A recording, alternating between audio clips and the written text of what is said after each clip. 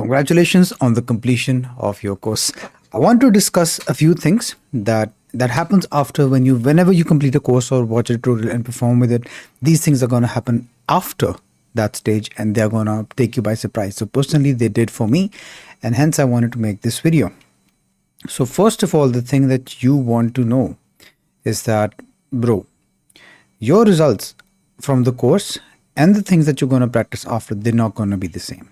Right? Often this comes as a surprise to a lot of artists. It came for me. I felt like, bro, I just did this course and now I cannot sculpt again. There's something wrong with me. Let me tell you that is completely normal. The way I want you to imagine this.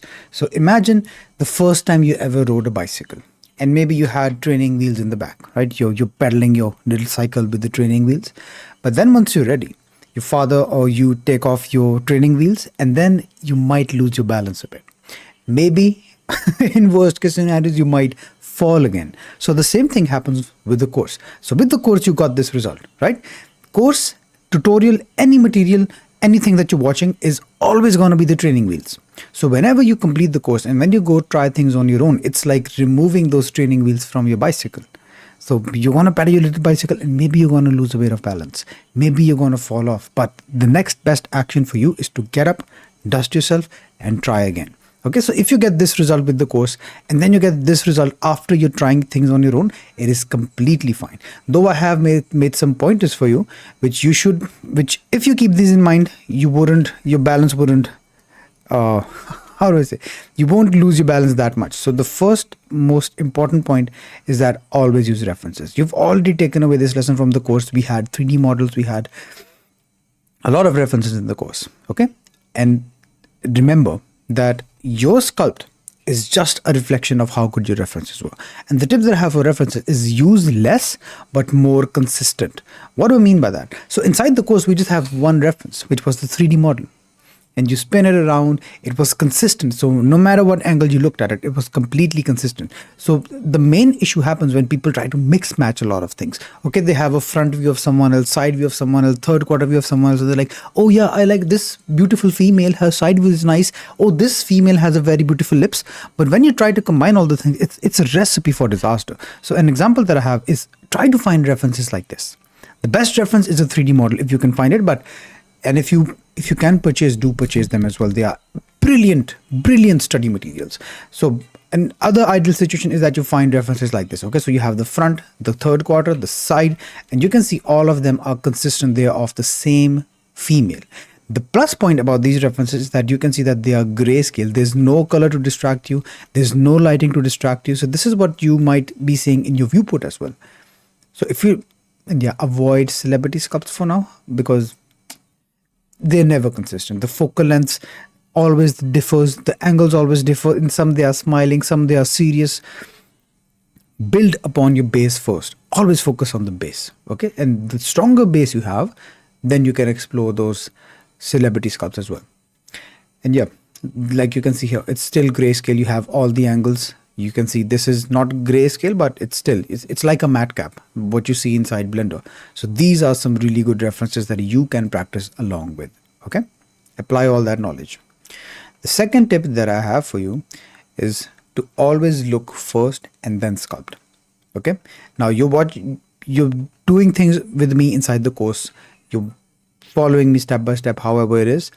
But when you're on your own, don't forget this. Okay, don't sculpt and then decide to look at your reference. You always want to look at your reference first and then make a conscious stroke of why. I see this nose, then I'm making this nose. So yeah, always be intentional with your sculpts. And you finally practice deliberately. Okay. Now when you remove your training wheels and when you try things on your own, I told you the result is never going to be the same. It is going to be somewhat worse. So always figure those areas out. Imagine it as holes. Okay, you're going to have holes in your water bottle or your water bottle, the bottle of your anatomy knowledge. You're going to have holes in it. All you have to do is to plug those holes. So whenever you see, okay, I'm struggling a bit with the nose, go back to the resource material, go back to the course, watch the nose video and then perform with me. So whenever you find leaks like this, whenever you find holes, just go and plug them. Practice deliberately. If you struggle with the ears, bro, just sculpt the ear. You need to know that if you're struggling with the ear, The only thing that is going to improve you is sculpting the ears. So don't make the whole face from scratch. Just practice the ears. That is completely fine. Practice deliberately. Remember that we always want to follow the 80-20 principle. So always focus on the 20% stuff that is going to give you 80% results. So if your bad sculpt has a bad ear, if your sculpt has a bad ear, then the 20% that is going to give you 80% result is the ear. All right. So always be intentional with your practice. Remember, Einstein said that insanity is doing the same thing over and over again, expecting a different outcome. So you don't want to do the same thing over and over again. Don't make a sculpt after sculpt after sculpt after sculpt, ignoring the ear, ignoring the bad areas. Don't do that. Practice deliberately. Okay, maybe you want to create something. I know it's very tempting to create stuff, all right? You've completed a course, you want to make your favorite characters. I get it, by all means. But focus on the basics first. It doesn't matter, bro. Fix the basics, and then you can make whatever character that you like.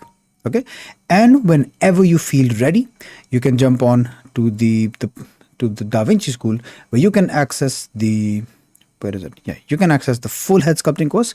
Focus on these things first, get very good at this, practice this deliberately, and once you get consistent result with this, you can upgrade to the DaVinci School, where we will dive more into head sculpting. We will cover different races. So the African face, we cover the Asian face, we will make a female face from scratch. We will also make a Thanos sculpt, where we will basically morph this sculpt that you made and convert it into Thanos. That is a very brilliant lesson. It will tell you about observation skills. It will train your observation skills for the references.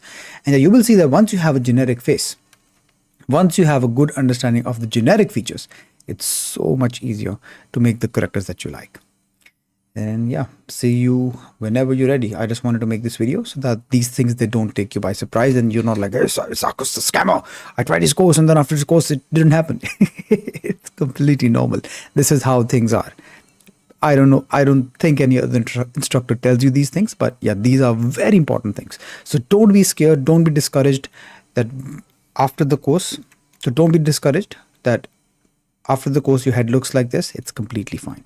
It is completely fine. Just take into account the things that I've said in this video, and yeah, you'll be good to go, my friend. Once again, congratulations. Here's a fist bump.